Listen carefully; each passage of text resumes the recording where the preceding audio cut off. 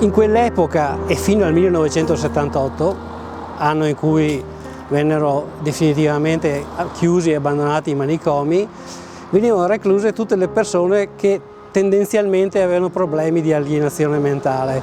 Però questo comprendeva non solo le malattie di salute mentale che conosciamo, quindi la schizofrenia, la psicosi, eccetera, e comprendeva anche tutti quei soggetti che in un qualche modo appunto erano pericolosi oppure potevano suscitare pubblico scandalo, quindi anche gli alcolisti, le prostitute, i luetici, cioè chi aveva malattie venere, le persone che avevano problemi di tipo di handicap, addirittura gli orfani, gli omosessuali, cioè persone, veramente un mondo molto vario che raccoglieva quasi il 70% però degli ospiti dei manicomi.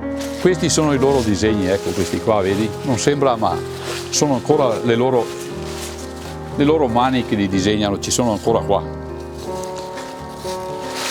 Questo era il posto di un ospite particolare che con una cinghia legata al polso aveva un certo raggio di azione, se si può dire, 2 metri immaginiamo. Chi entrava in questo raggio un calcio se lo prendeva di sicuro.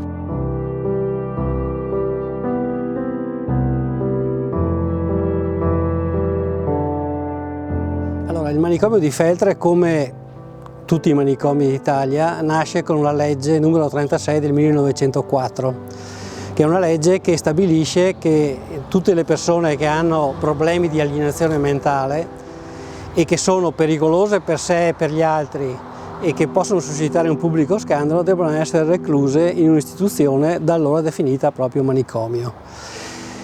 A Feltre questa viene creata nel 1911. Per entrare in manicomio era purtroppo abbastanza semplice, nel senso che bastava un certificato di un medico, qualsiasi, e la conferma del tribunale. La conferma del tribunale che era automatica se c'era un certificato medico, quindi la persona entrava con una facilità estrema. Poi all'interno c'era un mese di osservazione. La facoltà era a carico del direttore del manicomio, quindi il medico primario, il quale stabiliva entro il mese se dimettere la persona oppure trattenerla. Però molti di loro erano a vita e spesso, anzi bisogna anche dire che spesso era proprio considerato un beneficio per le famiglie, perché c'erano molti figli, le famiglie erano numerose, non c'era la possibilità di avere assistenza e quindi metterle in un istituto era uno sgravare la famiglia dell'impegno economico di avere queste persone a carico. Sì, i ricoveri in manicomio non erano mai volontari, il ricovero era coatto ed era obbligatorio, quindi il certificato medico più l'ordine del tribunale imponevano l'internamento. Quando nel 1948 venne approvata la Costituzione italiana, della Repubblica Italiana, le sue norme, con i suoi diritti, eccetera, per tutti i cittadini, non entrarono nei manicomi. Tutto rimase uguale fino al 1978.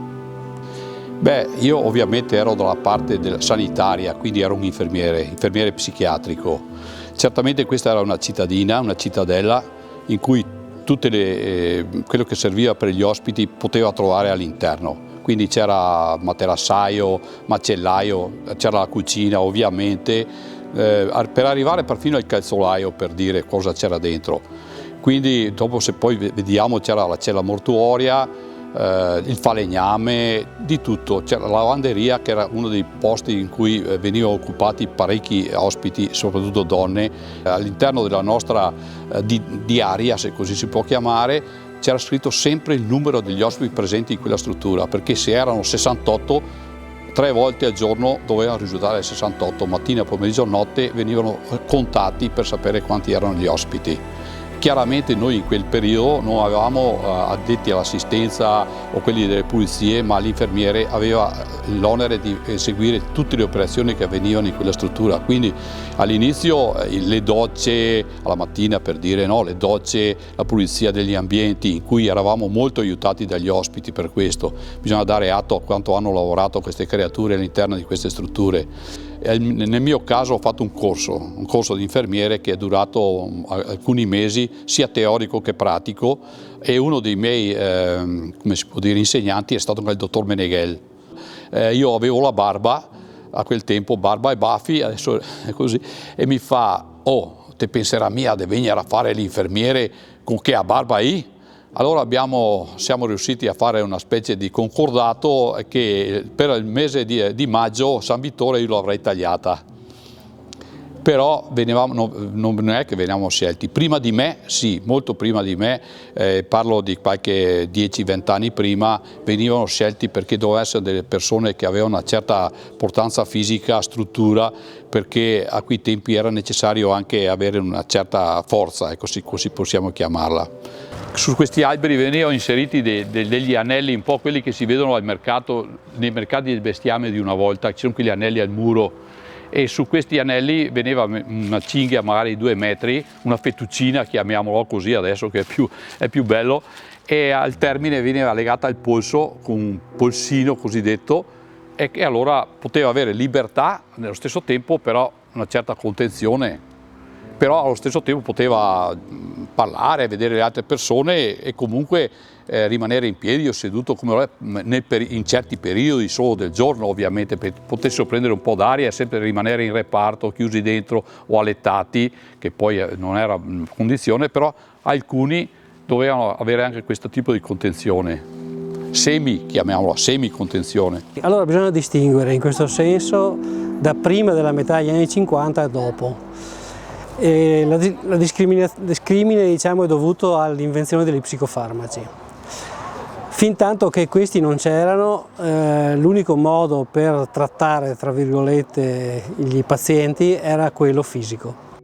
Dopo gli anni 50 invece sono arrivati gli psicofarmaci che naturalmente hanno attenuato tutte le pulsioni delle persone che erano un po' più agitate, e quindi si è provveduto a un altro sistema, un altro modo di procedere, che però non era meno violento, perché si sono introdotte le terapie da shock. Il più famoso è l'elettroshock, che tra l'altro è un'invenzione italiana perché l'ha inventato Ugo Cerletti nel 1938, ed era uno strumento che si veniva applicato appunto alle tempie, e con il passaggio di energia elettrica, un alto voltaggio breve però, si creava appunto uno shock all'interno del cervello. Un altro molto utilizzato era lo shock insulinico. La persona andava in un coma che solamente gli ultimi 2 minuti prima della morte veniva risolto con un'iniezione di glucosio. Venivano ripetute anche 80, 90 volte, 100 volte, 120 volte, come una terapia normale da fare periodicamente per tutte queste persone. A Feltre poi c'è stata una introduzione anche di un sistema di chirurgia al cervello, che era la leucotomia transorbitaria frontale.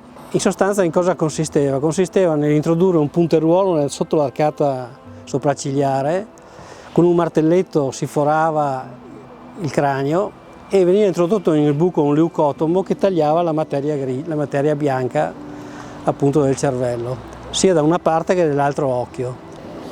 Beh, diciamo che qui dentro c'erano anche degli artisti veri e propri, addirittura un uomo molto mite, tranquillo, non ho mai saputo sinceramente che tipo di disturbo avesse, se non letto poi post mortem. Era uno scultore che aveva addirittura partecipato all'Accademia di Carrara come studioso. Purtroppo in quell'ambiente molto ristretto, che può essere un paese di montagna, è finito poi per i suoi disturbi in questa struttura. Anche se in effetti io ho avuto delle esperienze con delle persone particolari, una in particolare sono stato 25 anni insieme a lui, e mi ha raccontato, se non mi ha raccontato, mi ha fatto vedere la sua vita prima, durante la malattia. Prima era un ragazzo come tutti gli altri che andava a scuola, bravo, volenteroso, aiutava la comunità in cui viveva, il paesino in cui viveva.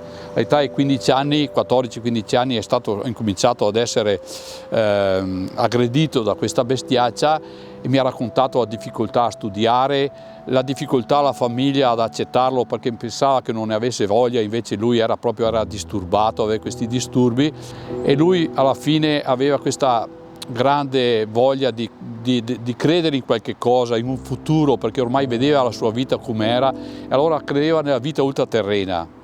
e mi piace credere e sono convinto ancora che questa voglia che aveva lui di credere nella vita terrena, che lui sia ancora qua con noi in modo di poterlo anche salutare, se così vogliamo, con questo brevissimo messaggio, dire ciao Walter, ti vogliamo ancora bene.